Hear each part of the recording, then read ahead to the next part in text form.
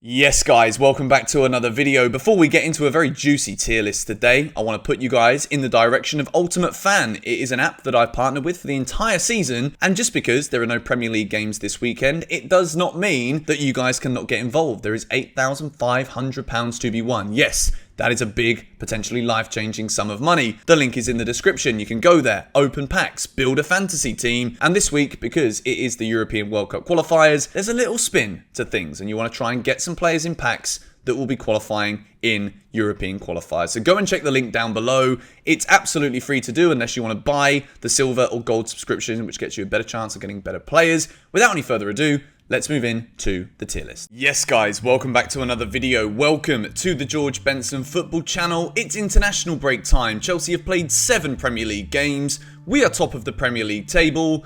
And I thought that maybe it's a bit too early to do a tier list video of player performances so far this season. However, I also think it's actually a good time to do so because Chelsea's start to the season have cemented us as challengers for the Premier League this season. We look so much better than we did last year, consistently over the 38 games, including the start with Lampard, some of the tricky periods we had in the Premier League with Tuchel. We look so much better now. We're top of the league. Liverpool got a shoestring squad. They've started very well. United, as long as Solskjaer's in charge, I don't think they can win anything. City are going to be good. But I certainly feel as though Chelsea's ambition for this season from the start that we've made and the games that we've played should be to win the Premier League. So, before we get into anything, I do advise you to go and get a beverage of your choice. I've gone for a protein shake today because I've just got back from the gym. It's called the Hulk. Yeah, a little bit like me really. It's green, it's got spinach in it, protein, vanilla, a bit of everything. It's actually really tasty, but go make yourself a beverage. This could be a long one. I don't want to hold anything back here because it's the international break. I want to be entertained by sitting here talking about Chelsea when there's not much to talk about, and I hope you guys do too. So make sure you hit the like button. If you enjoy these tier list videos, let me know recommendations in the comments below. And as always, if you disagree or agree with anything I say within this video, keep the conversation going in the comments down below. We're going to work this through in alphabetical order. However, one of them, I always, for some reason, consider Barkley as Ross. So he's in with the R's. So we're going to have to wait for Ross Barkley. We're going to go through every player that's played any minutes this season, beginning with Marcos Alonso. You guys can see here on the empty graphic that we have got top class, which is like top performers so far this season, the real difference makers. Then we've got very good. Then we've got surprisingly good. Then we've got the need more category. Now, the need more category is based off of my thoughts that Chelsea haven't actually hit their top gear yet this season.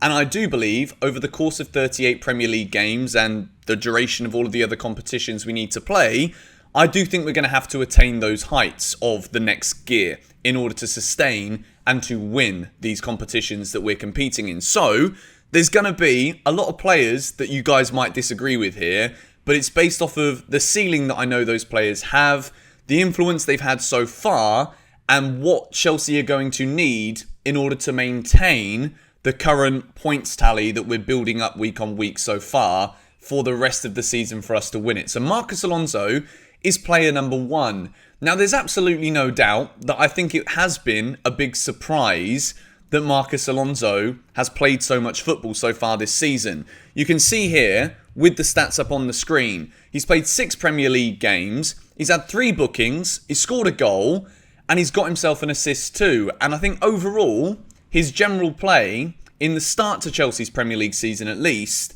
has been very good and very important for Chelsea when we're using that natural width of the wing-backs.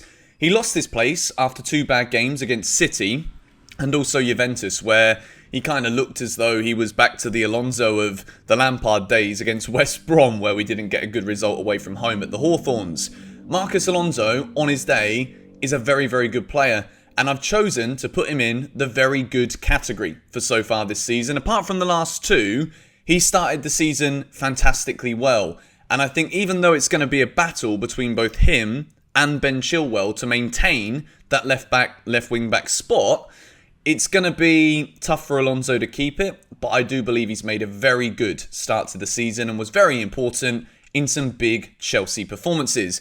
We move into the captain. Now, I'm going to move over here to take a look at Azpilicueta. 3 assists so far this season, no goals, but he's featured in 726 minutes of Chelsea's campaign, playing 10 times already before the second international break. I'm going to stick Azpilicueta straight in to the top class category.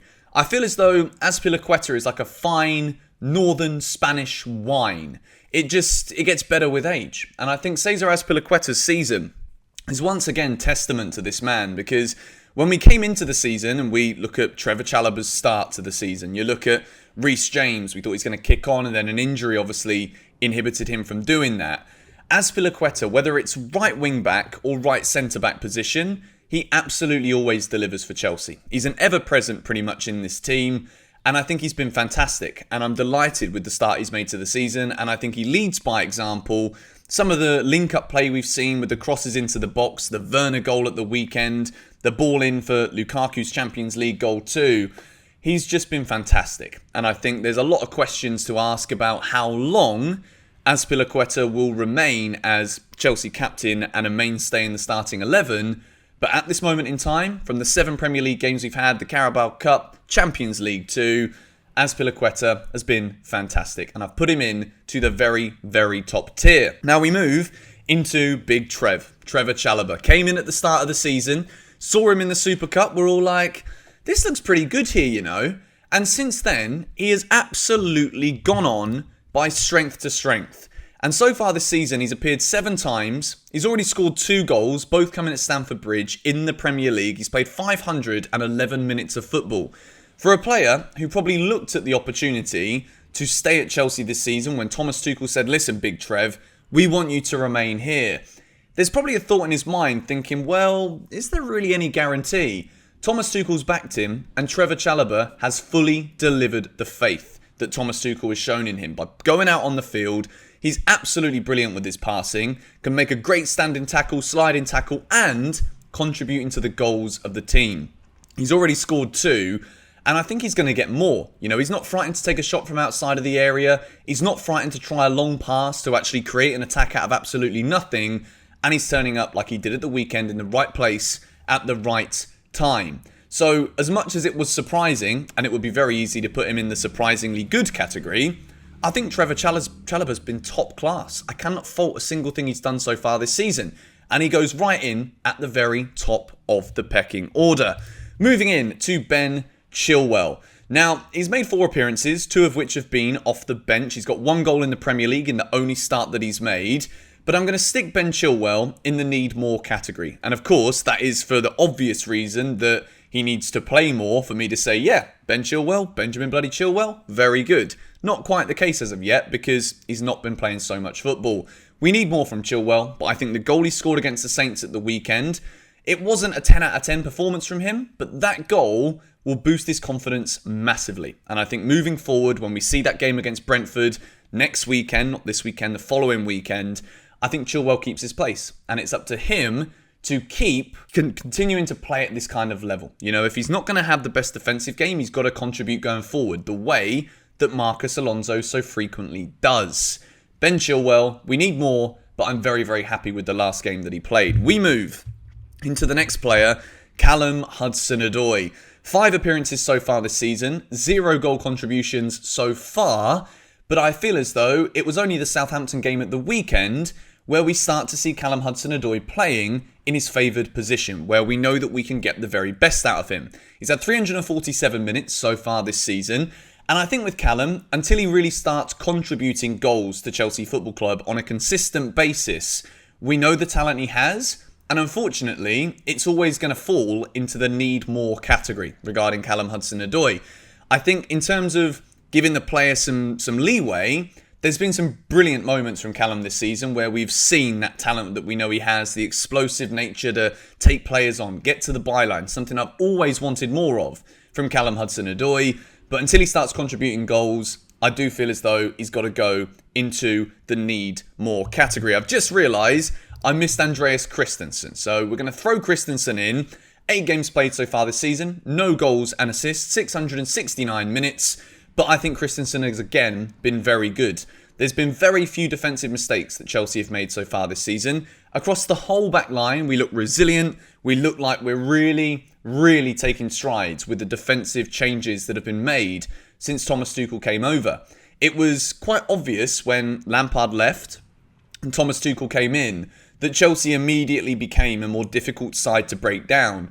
Initially, that was due to the shape change that the majority of people would say. But then I also think what Tuchel did with the way that he came in and he nurtured individual players, I think he gave certain players, for example, Rudiger, Christensen in the back line, he gave them a new lease of life. And we finally got to see that kind of quality that we knew was always there. There's absolutely no reason why John Terry would have wasted his breath telling us that Andreas Christensen was going to be a top quality defender for Chelsea. And I think that he's only played 5 Premier League games out of the 7 so far, but I'd say that Christensen has been very good indeed. More to come for sure, but he's definitely in the very good category. We move into...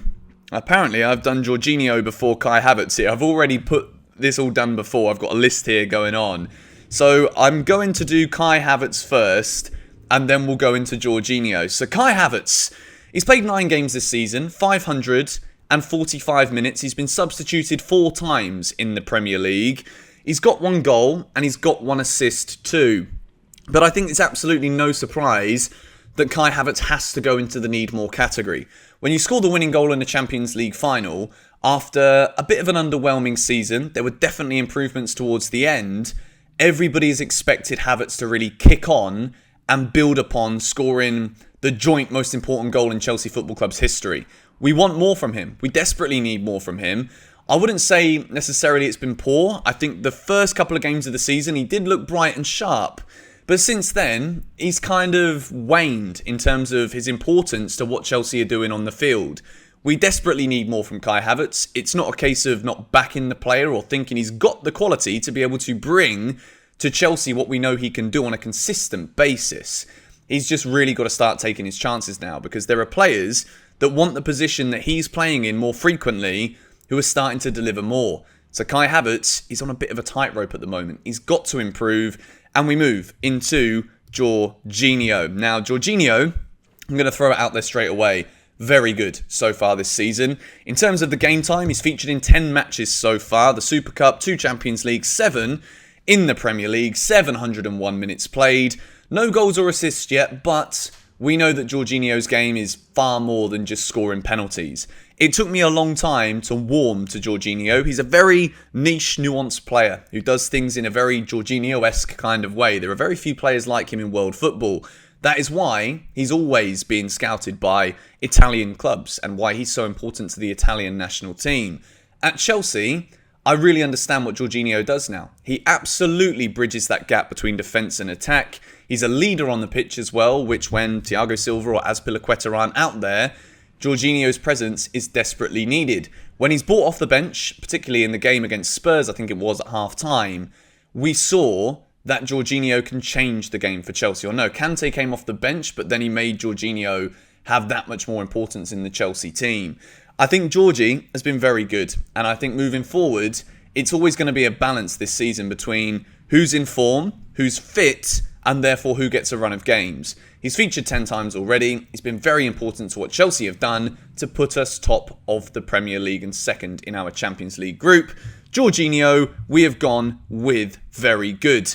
The next player that we are going to go with is N'Golo Kante.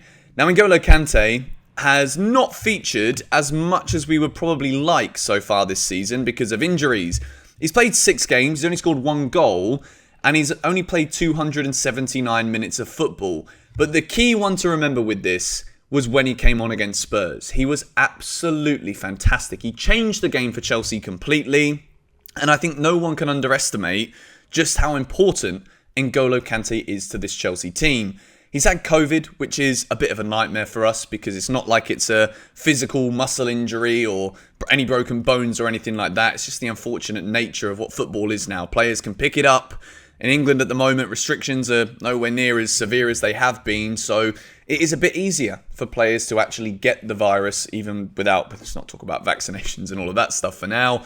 N'Golo Kante, I think what we've seen of him when he's been there to play has been very good. He's not been top class yet because he's not played enough minutes consistently and featuring in enough games, but he's definitely been very good, and I cannot wait for him to return to the side. Moving in to Kepa Arrizabalaga. 3 appearances this season, notably the one in the Super Cup with the penalty shootout save when he only had a couple of minutes on the field. 181 minutes played from Kepa, but everything he's been asked to do, he's done it superbly. So for that reason, I'm sticking Kepa in the very good category. It's also very important to note that Kepa Arrizabalaga really would love to be playing football matches. And the fact that he isn't, and he's still not complaining about it, causing any kind of drama in the dressing room or putting extra pressure on Thomas Tuchel to make these decisions, to play him more frequently, he knows that Edouard Mendy fully deserves to have that number 1 place in the Chelsea team right now. And I think that having Kepa in the squad and having him behave so amicably within the role that he's currently been given is a credit, not only to the man, but it's a credit to Chelsea, Thomas Tuchel, on how we are managing players in the dressing room in a very big, talented squad. Kepa goes in to the very good category, moving into Mateo Kovacic. Now, Kovacic has been very good again. If I had to get up the stats in front of me right now, Mateo Kovacic so far this season has featured in 10 games, playing 849 minutes, one of the absolute top dogs in terms of minutes played so far this season. He's got himself a goal, which is a rarity. He might not score another one this season, but at least he got one. 3 assists in there as well, including some brilliant assists. The one for Lukaku. That ball was absolutely sensational. Kovacic has shown at times that he still is capable of misplacing a pass and misplacing a couple of passes in the same game. But when he's on song, this guy is a beautiful footballer to watch. The way that he dribbles, everything about him, he's a good tackler as well, can win the ball back, doesn't mind running for the team. I think Kovacic is once again into the very good category. I think he's made a great start to the season. We move into arguably the most interesting one so far in this video. The next player we're going to talk about is Romelu Lukaku. Now, I look here, the stats are good. He's our top scorer so far this season in all competitions. 3 goals in 6 games in the Prem, 4 in 9 in total with 734 minutes played. However, there have been questions asked of Lukaku in the last couple of weeks because he's not really been on his best form. There's also comments that we need to analyse from Lukaku about the perception of the role that he has from people within football and fans, thinking, he's just a lump up top, he's a target man, we just hit the ball to him, lay it off, whatever. That's not the case. Lukaku does see himself as a lot more than that. And I think the reason, particularly in the last couple of weeks, that Chelsea have struggled to get the best out of Lukaku is because there is a balancing act that's happening right now at Chelsea where Thomas Tuchel has created a winning formula at Chelsea. Chelsea have gone out and smashed their transfer record on Romelu Lukaku, who is a player who you must adjust the way you play in order to accommodate and get the best out of him.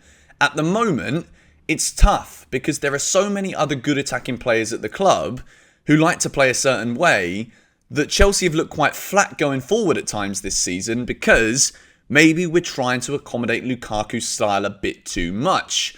So for that reason, as much as Lukaku has scored some big goals, the goal at Arsenal, amazing. The goal against Zenit to win us that game in the Champions League is a massive, massive goal right now for Chelsea. I'm going to say, and again, the whole point of doing this tier list is to really think forward to Chelsea being title challengers and how this needs to be progressive in order for us to go out there and lift the trophy. I'm going to say that we need more from Romelu Lukaku. I think in games where he's isolated, he needs to work harder to get out of the positions where he's pinned in and trapped by defenders, and he needs to get involved more. And I think at the moment, he is going through a little tricky spell. There's absolutely no doubt in my mind that he's still going to have a great season. He's going to score a lot of goals.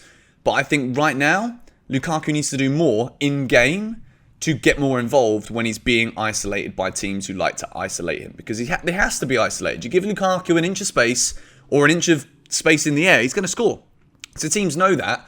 But I'm going to say that we need more from Romelu Lukaku. Moving in to Edouard Mendy.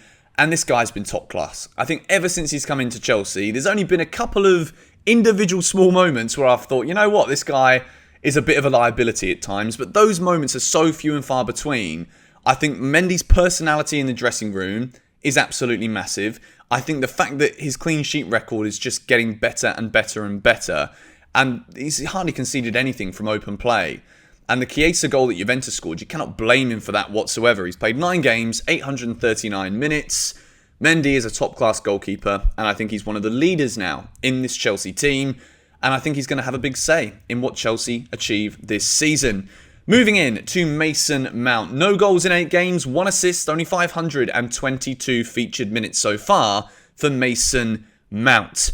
I think it's absolutely undeniable that Mason Mount hasn't managed to attain the level of form that we saw last season and the season before from him yet this season, which again is a blessing for Chelsea because we know he's very important to this team. We know just how good of a footballer Mason Mount is, and it's only a matter of time, I think, before he finds his stride.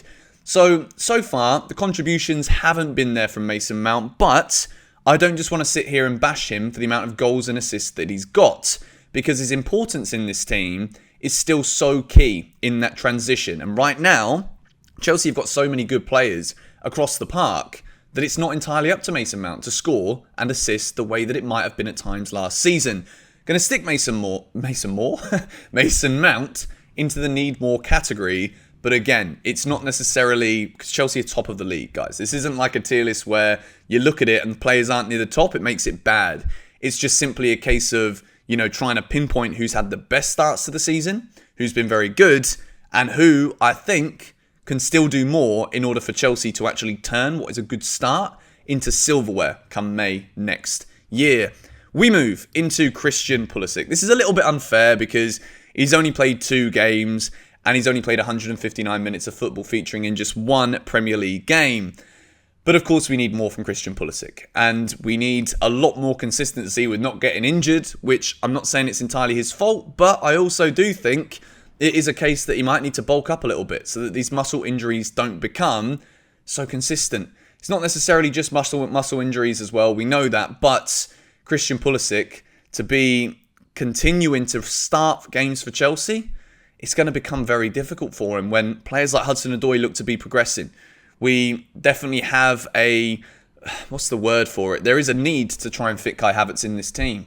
It's going to be hard for Pulisic. I've put him in the need more category. I think that one's obvious, but I don't want to speak down upon him too much whatsoever. We move into Reece James. 6 appearances, 1 goal, 3 assists in 367 minutes. It's incredibly unfortunate that Reece James has the injury that he has because he made an electrifying start to the season. I've been so impressed with Reece James.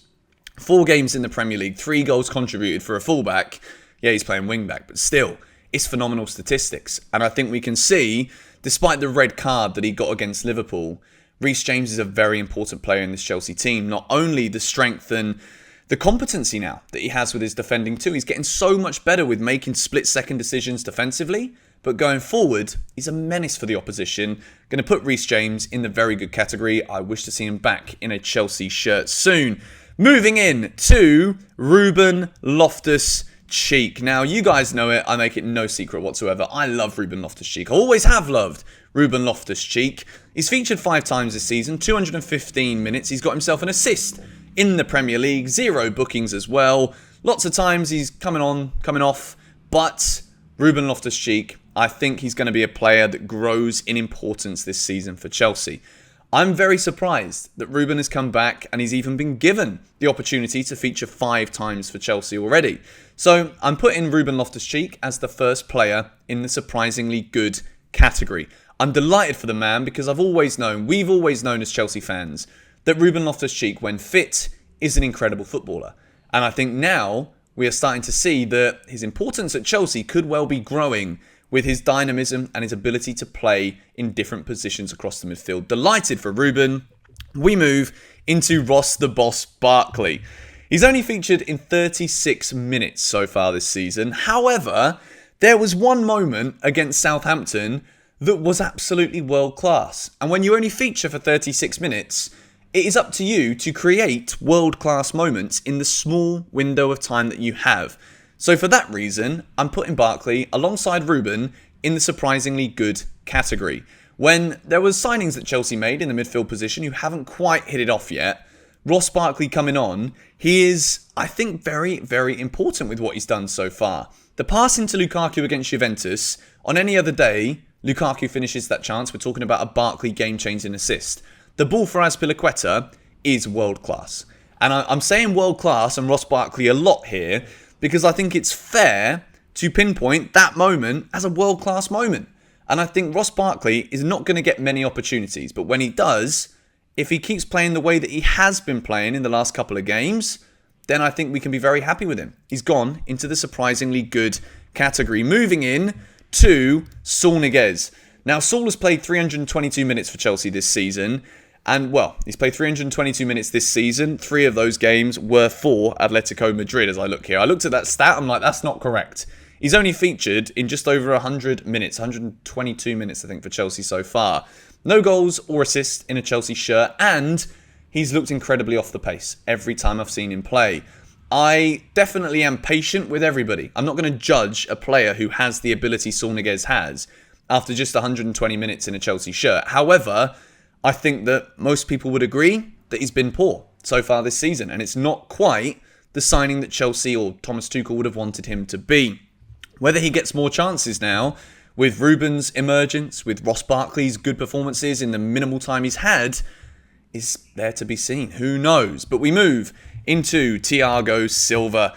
And Thiago Silva, I was, really umming and ahhing about absolutely nothing here. He goes straight into the top class category. This man is another fine wine. I don't know if they make any decent wine in Brazil. I don't think they do. But he's the finest Brazilian wine you can possibly find on planet Earth in the footballing stratosphere. Thiago Silva is magnificent. He's already scored this season, and it was away at Tottenham Hotspur. 472 featured minutes. Unfortunately, he's not going to play against Brentford upon the football's Premier League return because he's landing from Brazil on the day of the Brentford game. But he is just massive in this Chelsea team. He doesn't look as though his age, as he gets older, is affecting him whatsoever. He's a leader in this Chelsea team. Every performance we see is top draw. And I don't think he's put a foot wrong yet this season. And he goes into the ultimate prime category in this GBFC tier list video. Straight to the top. Timo Werner. 8 games played, 2 goals scored, 1 in the League Cup, 1 in the Premier League, and 1 assist in 453 minutes with a yellow card in there. Timo, I'm going to keep it short and sweet. We need more from Timo Werner, for sure. But I think the way that he played against Southampton is exactly what we needed to see. Don't know if you guys have seen the Yokohama Chelsea ad, but Timo Werner just looks like a good, fun guy to be around. I think his teammates absolutely love him. We know that his teammates are delighted when he scores because there is a lot of pressure from the footballing world on Timo Werner because of the record he had previously before he joined Chelsea. So, Timo, we need more from him, but I think we're going to get it. And I have been patient with Timo Werner. I'll continue to be patient all season, but he does need to do a lot more. But I think it's on the way. Hakim Ziyech, 1 goal this season, 6 appearances, 342 featured minutes.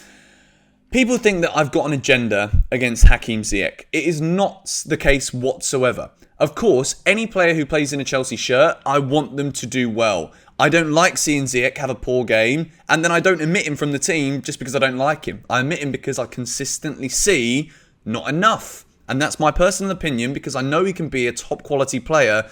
We've seen flashes of it at Chelsea, but consistently, it's absolutely nowhere near enough for me. Scored in the Super Cup game. But in terms of course, we need more. But I think overall, I'd say that Ziyech has been poor so far this season. And of course, everyone's open to their own opinion. Let me know yours in the comments below. But Hakim Ziyech definitely needs to do more. Otherwise, I feel as though he could even be sold in January. If Chelsea are going to go out for a midfielder like a Christopher Nkunku, like a Tchouaméni, Declan Rice, maybe next summer, who knows. But Ziyech's place in this team is certainly up for grabs right now, and I think he's been poor so far this season. That is my honest review. You guys can see it up on the screen now. That is the culmination of my thoughts on Chelsea's season so far. Just to clarify, this whole tier list is based off of, we've made this very good start, no one can deny that, but in order for us to go on and win competitions, be it the Premier League and maybe another trophy too, then the reason the need more category is so full is because we will need more. We will need to attain these upper gears in order to sustain this position throughout the season. But thank you guys so much for watching. It's been a long video. If you did enjoy it, please hit the like button. And as I said at the beginning, subscribe if you are new. And I will see you guys in the next video tomorrow. Come on, you Blues.